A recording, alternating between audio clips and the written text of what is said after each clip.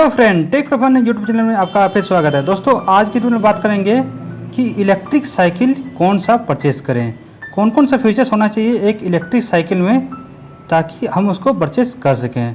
Friends, मुझे बहुत सारे कमेंट आए हैं कि सर मैं जब इलेक्ट्रिक साइकिल सर्च करता हूं तो बहुत सारे कंपनी का ऑप्शन मुझे आ जाता है, लेकिन समझ में नहीं आता कि कौन सा इलेक्ट्रिक साइकिल परचेस करें। तो उन्हीं लोगों के लिए मैं ये वीडियो स्पेशल बनाया हूँ ताकि आप इलेक्ट्रिक साइकिल खरीदने से पहले उसमें मिनिमम रिक्वायरमेंट जो है वो आप जान सकें। मैक्सिमम का बात मैं यहाँ नहीं करूँगा क्योंकि आप जितना ही चीनी डालोगे वो उतना ही मीठा होगा। तो ये कहावत जो है ये सत्य होता है, इसीलिए मैं मैक्सिमम की चर्चा यहाँ पे नहीं करूँगा। तो चलिए मैं मिनिमम रिक्वायरमेंट का बात यहाँ पे आपको शुरू करता हूँ। तो फ्रेंड्स, इलेक्ट्रिक साइकिल का मतलब आप क्या समझते हैं? इलेक्ट्रिक साइकिल मतलब बैटरी से चलने वाला साइकिल। तो आपको इतना तो पता चल ही गया होगा कि इलेक्ट्रिक साइकिल में मिनिमम एक मोटर, एक बैटरी ये रहना ही चाहिए। तो फ्रेंड्स, बैटरी का बात मैं बाद में कर लूँगा, सबसे पहले मैं बात कर लेता हूँ मोटर का। तो मोटर होना चाहिए, वो आज की डेट में जो भी मोटर है वो कम से कम हब मोटर होना चाहिए। अगर हब मोटर नहीं है तो आपका सेंट्रल ड्राइव मोटर होना चाहिए। ये दोनों जो बाईसाइकिल है यहाँ पे सक्सेस है आज की डेट में। बाकी जितना भी गियर मोटर था वगैरह वो सब क्या है, रिपेयरिंग ज़्यादा मांगता है और वो सक्सेस नहीं है। तो इसीलिए आपको इलेक्ट्रिक साइकिल परचेस करने के समय आपको देखना है कि आपके साइकिल में हब मोटर है कि नहीं है। उसको BLDC हब मोटर भी कहते हैं, ब्रशलेस DC हब मोटर। तो वो पहला प्राथमिकता होना चाहिए क्योंकि मोटर ही सबसे इम्पोर्टेंट कंपोनेंट होता है एक इलेक्ट्रिक साइकिल का। तो सेकेंड मोस्ट इम्पोर्टेंट कंपोनेंट है वो है आपका मोड ऑफ ऑपरेशन। फ्रेंड्स, यहाँ पे आपको कम से कम 3 मोड ऑफ ऑपरेशन आपको मिलना चाहिए आपके बाईसाइकिल में, तभी आप उसको रिलायबल चला सकते हो। तो पहला आपका हो जाता है थ्रोटल। थ्रोटल से आप परिचित ही होंगे, जैसे कि आप कार में एक्सीलरेटर दबाते हैं और आपका जो कार है आगे भागता है, उसी टाइप का इलेक्ट्रिक साइकिल में आपको थ्रोटल मिल जाता है। एक्सीलरेशन जो आपको बाइक में जाता है उसी टाइप का आप थ्रोटल लोगे तो आपका बाईसाइकिल आगे भागेगा। इसके साथ ही आपको 2 और मोड ऑफ ऑपरेशन चाहिए, जो कि है एक मैकेनिकल पैडल सिस्टम। जो आपका नॉर्मल साइकिल में होता है, इलेक्ट्रिक साइकिल नहीं, नॉर्मल साइकिल में जो पैडल होता है वो पैडल आपका कम से कम होना चाहिए। उसके साथ ही आपके साइकिल में पैड इलेक्ट्रिक मोड होना चाहिए। ये पैड इलेक्ट्रिक मोड क्या होता है? तो आपके साइकिल में पैडल असिस्टेंट इनबिल्ड होना चाहिए। पैडल असिस्टेंट क्या करता है, आपके द्वारा लगाए गए कम ऊर्जा को वो बैटरी के साथ कनेक्ट करके मैक्सिमम ऊर्जा प्रोवाइड करता है ताकि आपको थकान ना हो। इसीलिए ये तीनों मोड ऑफ ऑपरेशन आपके इलेक्ट्रिक साइकिल में होना चाहिए।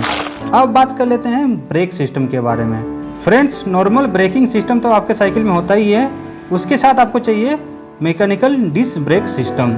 कम से कम एक तरफ आगे या फिर पीछे या फिर दोनों तरफ डिस्क ब्रेक होना चाहिए। अगर आपके साइकिल में डिस्क ब्रेक नहीं है तो आपका इलेक्ट्रिक साइकिल चलाना बेकार है, क्योंकि आप इलेक्ट्रिक साइकिल को कंट्रोल नहीं कर पाओगे, उसका स्पीड काफ़ी हाई रहता है। नॉर्मल ब्रेक आपका कंट्रोल नहीं कर पाएगा और आपको एक्सीडेंट हो सकता है। इसी के साथ आपको चाहिए ऑटो कट कंट्रोल सिस्टम, जैसे कि आपको मोटर का ऑटो कट हो जाए जब आप ब्रेकिंग अप्लाई करो। ये सारे मिल के आपके साइकिल को कंट्रोल करता है। ये ऑटो कट क्या है? तो ऑटो कट क्या होता है, जैसे आप ब्रेक अप्लाई करते हो तो आपका कंट्रोलर के थ्रू वो मोटर को मैसेज करता है कि अभी कुछ देर के लिए, कुछ सेकंड के लिए करंट प्रोवाइड नहीं करना है, तो उसको कहते हैं ऑटो कट। तो ऑटो कट सिस्टम भी होना चाहिए, वो आपके कंट्रोलर में लिखा होगा या फिर आप अपने सेलर को पूछ सकते हो। तो चलिए अब हम लोग बात कर लेते हैं अपने चौथे कंपोनेंट के लिए। तो चौथा कंपोनेंट हमारा होना चाहिए सस्पेंशन। यहाँ दोस्तों सही सुने हैं, जिसको हिंदी में शॉकर भी कहते हैं। आपका फ्रंट या फिर बैक या फिर दोनों में सस्पेंशन होना चाहिए। सस्पेंशन अगर नहीं होता है तो आपको साइकिल चलाने में मज़ा नहीं आएगा, हालांकि आप बिना सस्पेंशन के भी साइकिल चला सकते हो। फिफ्थ जो हमारा इम्पोर्टेंट कंपोनेंट है वो है आपका टायर। आपका टायर फैट टाइप का होना चाहिए, मतलब आपका मोटा होना चाहिए। पतले टायर से क्या है, आपका साइकिल कंट्रोल करने में आपको बहुत ही परेशानी होगी। तो चलिए अब हमारे बात कर लेते हैं इलेक्ट्रिक साइकिल का सबसे इम्पोर्टेंट कंपोनेंट, जो कि है बैटरी। बैटरी इलेक्ट्रिक साइकिल का काफ़ी इम्पोर्टेंट इसीलिए हो जाता है क्योंकि इसका जो प्राइस होता है काफ़ी हाई होता है। आप इसको चेंज नहीं कर सकते हो। बाकी सारे कंपोनेंट को आप इलेक्ट्रिक साइकिल परचेस करने के बाद मेंटेनेंस के दौरान उसको चेंज कर सकते हो, लेकिन अगर आपको बैटरी चेंज करना हो तो आपका आधा पैसा बैटरी में ही चला जाएगा।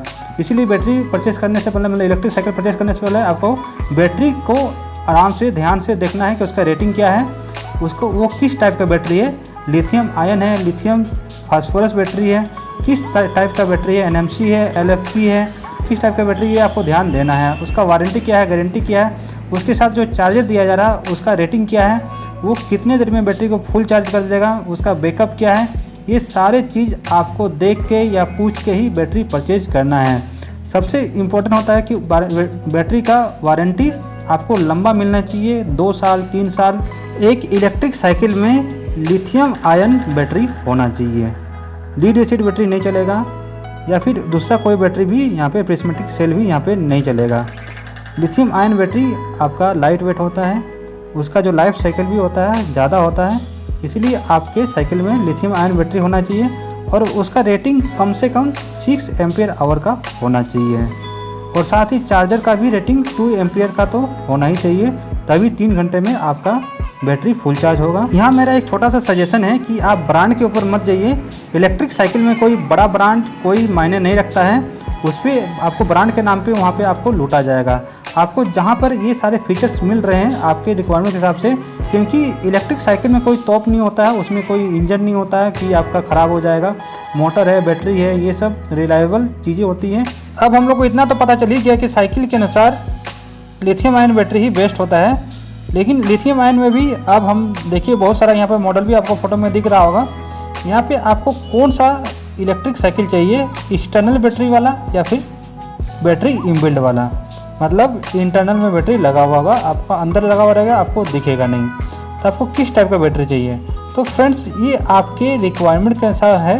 जैसे कि अगर आपके घर में साइकिल घुस जाता है तो आप इंटरनल बैटरी वाला ले सकते हो, या फिर अगर आपका चार्जिंग प्लग आपके घर में कहीं एक्सटर्नल जगह पे है जहाँ पे साइकिल को आराम से चार्ज कर सकते हो, तो इनबिल्ट बैटरी वाला आप ले सकते हो।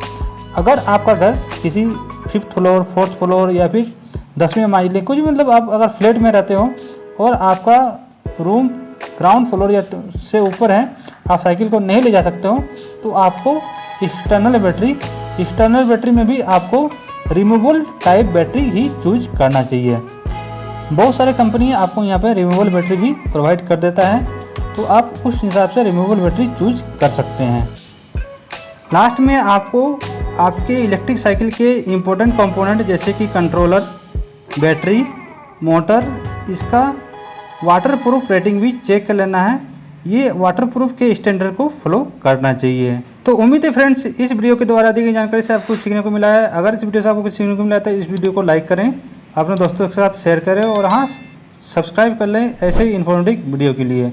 तब तक के लिए धन्यवाद।